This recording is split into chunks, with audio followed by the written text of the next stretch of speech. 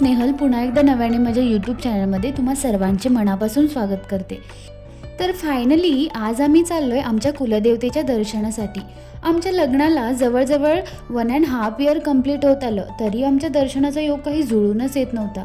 कारण आमच्या लग्नानंतर लगेचच माझ्या मोठ्या जाऊबाईंच्या बहिणीच्या मुलीचा बारसा होता आणि छोट्या जाऊबाईंच्या बहिणीचं लग्न, आणि तोपर्यंत आमच्या सुट्ट्यासुद्धा संपत आल्या होत्या।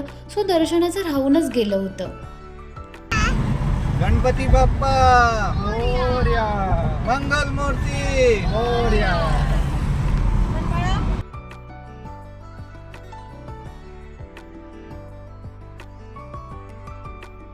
तर आम्ही इव्हनिंग 4-4:30च्या सुमाराला खानापूरवरून आमच्या प्रवासाला सुरुवात केली होती आणि आम्ही रात्रीच्या जेवणाची तयारीसुद्धा घरूनच केली होती।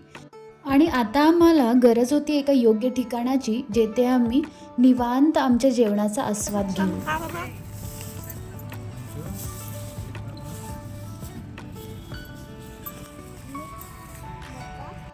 तर आम्ही रात्री 3 वाजता तुळजापूरमध्ये जाऊन पोहोचलो आणि त्यानंतर आम्ही रूम सर्च केली, 1 तास झोप घेतली व त्यानंतर फ्रेश वगैरे होऊन आम्ही दर्शनासाठी निघालो।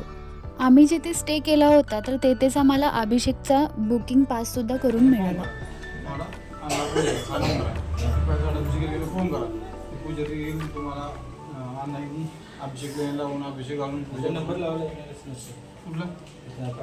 पाठीमूळ आपलं नाही का, त्या तुम्हाला सोडतात, त्यांना सांगायचं आमचं ऑनलाईन पास आहे, 10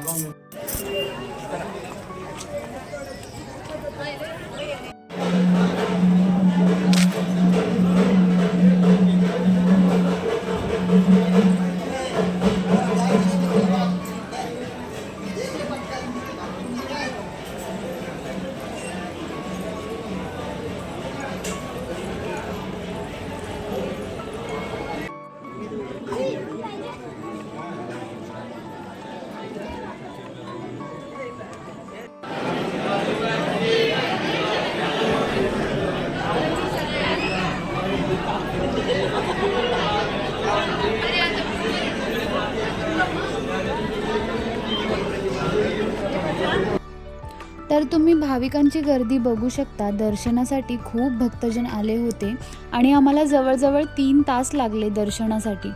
दर्शनाच्या लाईन्समध्ये बसण्याची सुद्धा सोय होती, त्यामुळे काहीच प्रॉब्लेम नव्हता व पिण्याचे पाणी वगैरे सर्व काही तिथे उपलब्ध होतं, त्यामुळे भक्तजनांसाठी हे सोयीस्कर होतं।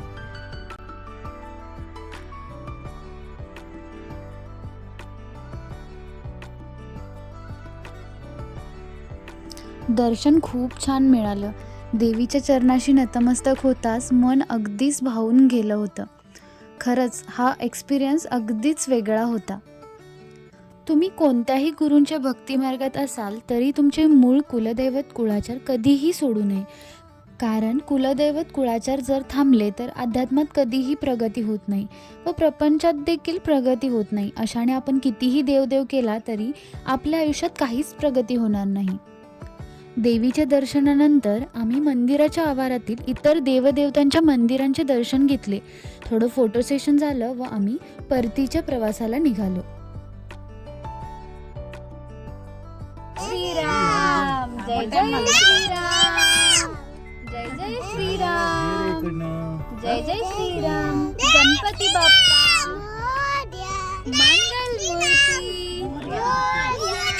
1 2 3 4 गणपतीचा जय जयकार। त्यानंतर आम्ही आलो श्री सिद्धरामेश्वर मंदिर सोलापूर येथे। सिद्धरामेश्वर मंदिर हे भगवान सिद्धरामेश्वरांसाठी पवित्र आहे, ज्यांना भगवान शिव आणि भगवान विष्णूंचा महान भक्त मानले जाते। श्री सिद्धरामेश्वरांनी समाधी घेतलेली ती जागा असल्याने हे मंदिर भाविकांसाठी पवित्र आहे।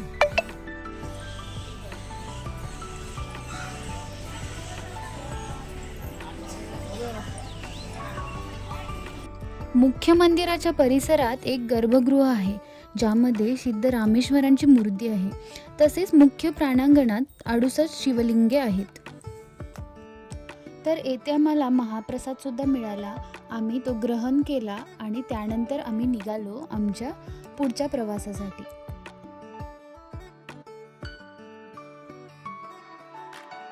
त्यानंतर आम्ही आलो अक्कलकोट येथे स्वामींचे दर्शन घेण्यासाठी.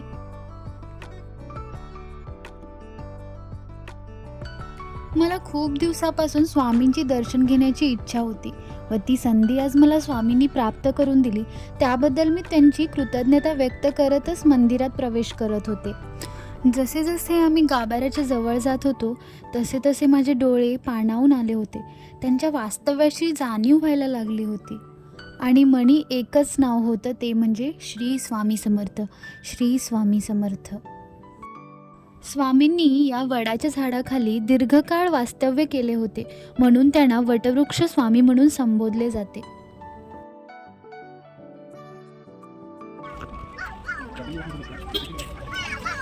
काय टाकला? कसं वाटतं इतका प्रवास करून तुम्हाला? इतका प्रवास करून कसं वाटतंय? ड्रेस पाहिजे आहे का? काल तर काय वाटलं नाही किंवा काल काय वाटलं नाही, आज काय वाटलं? आता पुढचं प्लॅनिंग काय बोलाल मला?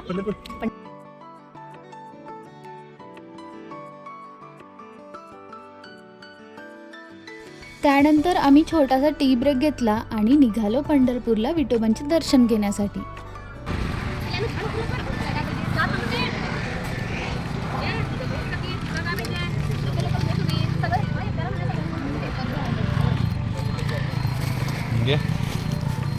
आम्ही पंढरपूरला जवळजवळ 8 वाजता जाऊन पोहोचलो.